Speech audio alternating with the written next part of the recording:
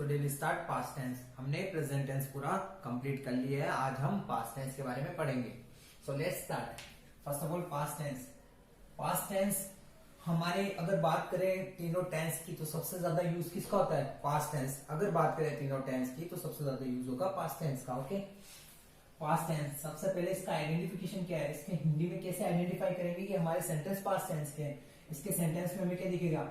आया, लिया, गया, नाचा, खाया, पिया, सोया, रोया। इट मीन्स लास्ट में अगर आपको आ ऐसे दिखे कुछ तो इट मीन्स वो सारे सेंटेंस किसके हैं? पास्ट टेंस के। जो भी काम पास्ट टेंस में होता है वो सब कुछ पास्ट टेंस में ही आता है।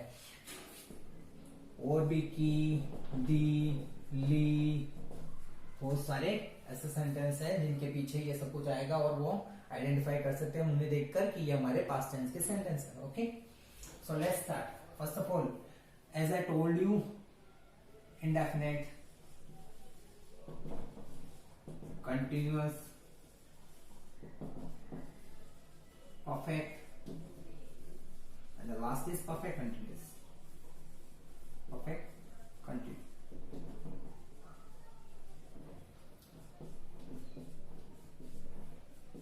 जो हमारी मेन वर्ब है कंटिन्यूअस में हमेशा मेन वर्ब की first form plus I N G use होती थी। परफेक्ट में मेन वर्ब की थर्ड फॉर्म और परफेक्ट कंटिन्यूअस में मेन वर्ब की first form plus I N G. Present के इंडेफिनिट में वर्ब की फर्स्ट फॉर्म यूज होती थी, लेकिन पास्ट टेंस में इंडेफिनिट में हमेशा कौन सी फॉर्म यूज होगी? मेन वर्ब की सेकंड फॉर्म। और वो भी केवल किसके लिए? अफर्मेटिव के लिए। किसके लिए? अफर्मेटिव के लिए। सर केवल अफर्मेटिव के लिए, इट मीन्स नेगेटिव, इंट्रोगेटिव और डबल इंट्रोगेटिव ये कहां जाएंगे? Negative, interrogative, interrogative and double interrogative. इनका क्या होगा सर? इनका भी होगा। क्या होगा? इन तीनों में हम हेल्पिंग वर्ब यूज करते हैं। अफर्मेटिव में कभी हेल्पिंग वर्ब यूज नहीं करते, चाहे वो प्रेजेंट हो चाहे पास्ट हो। फ्यूचर में जरूर करते हैं लेकिन प्रेजेंट और पास्ट के अफर्मेटिव में कभी भी हेल्पिंग वर्ब का यूज नहीं होता, इसीलिए इसमें मेन वर्ब की सेकंड फॉर्म यूज करते हैं। इन तीनों में हम जो पास्ट की हेल्पिंग वर्ब है डिड, पास्ट की हेल्पिंग वर्ब क्या है? डिड। ये जो डिड है पास्ट इंडेफिनिट की हेल्पिंग वर्ब इन तीनों में यूज करते हैं, इसीलिए हम इसमें मेन वर्ब की फर्स्ट फॉर्म यूज करेंगे इन तीनों में। ओके, समझ आए? मेन वर्ब की फर्स्ट फॉर्म यूज करेंगे। केवल सेकंड फॉर्म किसके लिए है? अफर्मेटिव सेंटेंस के, इंडेफिनिट के अफर्मेटिव सेंटेंस के लिए मेन वर्ब की सेकंड फॉर्म यूज होगी। बाकी सबके लिए मेन वर्ब की फर्स्ट फॉर्म ही यूज होगी, क्योंकि हम इनमें डिड का यूज करते हैं और डू की सेकंड फॉर्म ही डिड है, इसलिए हम वापस मेन वर्ब की सेकंड फॉर्म का यूज नहीं करते। Understood? Okay, okay, now I am starting first type of past tense, and the first type is past indefinite tense. Past indefinite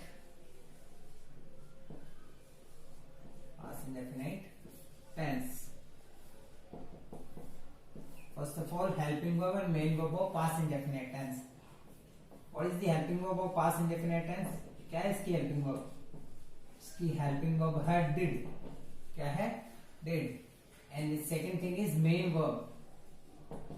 As I told you, इसमें main verb की second form use होती है, लेकिन सिर्फ किसके लिए? Affirmative के लिए। किसके लिए? अफर्मेटिव के लिए। Because we are not using did in affirmative sentences. हम अफर्मेटिव सेंटेंस में डिड का यूज नहीं करते। वर्ब की सेकंड फॉर्म यानी डू की सेकंड फॉर्म क्या है? डिड। इसका यूज नहीं करते, इसीलिए हम मेन वर्ब की सेकंड फॉर्म का यूज इसमें करते हैं। डू हमारी हेल्पिंग वर्ब भी हो सकती है और हमारी मेन वर्ब भी हो सकती है, इसीलिए हम इसमें मेन वर्ब की सेकंड फॉर्म यूज करते हैं। लेकिन जो हमारे तीन सेंटेंस है negative, interrogative and double interrogative, इन तीनों में हम वापस मेन वर्ब की फर्स्ट फॉर्म ही यूज करेंगे, बिकॉज इन तीनों में हम हेल्पिंग वर्ब डिड का यूज करते हैं। Okay, understood? Now where it is used? It is used for showing incidents of past past की बहुत सारी ऐसी घटनाएं जो हम बताना चाहते हैं वो हम पास्ट इंडेफिनिट टेंस के थ्रू बताते हैं। इसके बहुत सारे एग्जांपल्स भी है। फर्स्ट ऑफ ऑल इसकी हिंदी आइडेंटिफिकेशन देखो, आइडेंटिफिकेशन इन हिंदी पास्ट इंडेफिनिट टेंस की जो आइडेंटिफिकेशन है हिंदी में वो क्या है, लिया था, दिया था, गया, आया, खाया, पिया, नाचा, सोया, उठा, कढ़ा, लिखा, ऐसे बहुत सारे होते हैं। इनके सेंटेंस के लास्ट में अगर हमको ये मिले, लिया, दिया, गया, आया, सोया, खाया, पिया, गाया, पढ़ा, नाचा, लिखा, रखा, उठाया, इट मीन्स लास्ट में हमारे अगर इन सब में से हमको दिखे बहुत सारे हैं, बहुत सारे जो हमारे पास के इंसिडेंट को हमें बताते हैं।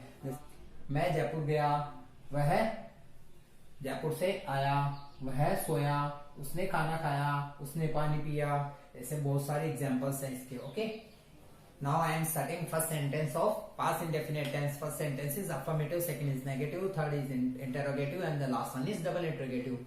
We are starting first sentence. First sentence is affirmative sentences. Affirmative sentence of past indefinite tense. First of all, syntax of affirmative sentence. Syntax क्या है इसका syntax? जैसा मैंने आपको बताया था affirmative में हम helping verb का यूज नहीं करते, केवल main verb का यूज करते हैं। तो syntax is subject plus main verb की सेकंड फॉर्म प्लस ऑब्जेक्ट। आप बोलोगे सर मेन वर्ब की सेकंड फॉर्म ले ली तो डिड का यूज कहां हुआ, डिड का क्यों नहीं हुआ? मेन वर्ब डू भी तो हो सकती है और डू की सेकंड फॉर्म क्या होती है, डिड होती है ना, do, did, done, first, second और थर्ड, ऐसा समझ। इसीलिए हम मेन वर्ब की सेकंड फॉर्म का यूज करते हैं और इसमें डिड का यूज नहीं लगाते। डिड लिखेंगे तो फिर मेन वर्ब की सेकंड फॉर्म भी डिड होती है, इसीलिए डिड लिखने का कोई सेंस नहीं है, इसीलिए केवल डायरेक्ट हम मेन वर्ब की सेकंड फॉर्म का यूज करते हैं। ओके, सिंटेक्स हो गया हमारा। सिंटेक्स के बाद हमारे एग्जांपल्स देखो आप। राम ने खाना खाया, राम ने क्या खाया, राम ने खाना खाया। ओके, इसको कैसे कन्वर्ट करेंगे, राम मेन वर्ब की सेकंड फॉर्म, मेन वर्ब क्या है, खाया, और खाए को इंग्लिश में क्या बोलते हैं, ईट, और ईट की second form ate. Okay, Ram ate food, object तो हमारा फूड ही है। जैसे कि एग्जाम्पल देखो, वह जयपुर से वह जयपुर गया, वह जयपुर गया, तो ही मेन वर्ब की सेकंड फॉर्म क्या है, मेन वर्ब क्या है, गया, और जाने इंग्लिश में क्या बोलते हैं, गो, वो, went, gone. I already provide you this all three verbs. Okay, he went to Jaipur. ऐसे बहुत सारे सेंटेंस है हमारे पास इंडेफिनिट के, अफर्मेटिव के, जो हम डेली यूज करते हैं। सबसे ज्यादा अगर टेंस की बात की जाए तो पास्ट टेंस को ही सबसे ज्यादा यूज किया जाता है। Okay, second sentence is negative sentence. Okay, second sentence is negative sentence of past indefinite tense. First of all, syntax of negative sentence. Syntax of negative sentence. What is the syntax? Subject plus did, क्या है हमारी helping verb, किसकी, past indefinite tense की। Subject plus did plus not plus main verb की first form plus object और last में full stop. Subject plus did plus not plus main verb की first form plus object. क्या हुआ इसमें, कुछ नहीं हुआ, इसमें हमने हेल्पिंग वर्ब यूज कर दी। नेगेटिव सेंटेंस है इसीलिए आपको बताया था मेन वर्ब से पहले ही नॉट लगता है, तो नेगेटिव सेंटेंस के लिए हमने क्या यूज कर लिया, नॉट का यूज कर लिया। सर ये तो मेन वर्ब की सेकंड फॉर्म यूज होती है पास्ट इंडेफिनिट में, तो आपने फर्स्ट फॉर्म कैसे यूज की? एज आई टोल्ड यू कि नेगेटिव, इंटेरोगेटिव और डबल इंटरोगेटिव तीनों में हेल्पिंग वर्ब यूज करते हैं हम, इसीलिए इसमें हम मेन वर्ब की फर्स्ट फॉर्म का यूज करते हैं, क्योंकि डिड खुद एक मेन वर्ब की सेकंड फॉर्म है और हेल्पिंग वर्ब भी है। ओके, नाउ एग्जांपल्स, इसके भी बहुत सारे एग्जांपल है। मैंने झूठ नहीं बोला, मैंने झूठ नहीं बोला। सेकेंड, राम ने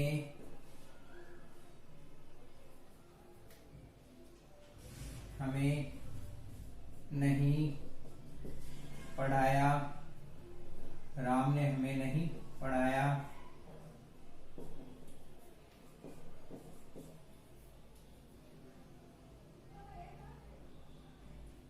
मोहन ने नहीं लिखा। और सारे एग्जांपल्स है जो आप यूज कर सकते हो। फर्स्ट, मैंने झूठ नहीं बोला। First of all, what is the subject in the sentence? मैंने, तो I did not, main verb की फर्स्ट फॉर्म बोलना, बोलने को इंग्लिश में क्या बोलते हैं? टेल। तो I did not tell a lie, I did not tell a lie. Sir, हम डिड नॉट को डिडंट लिखेंगे, हम तो ये लिखेंगे।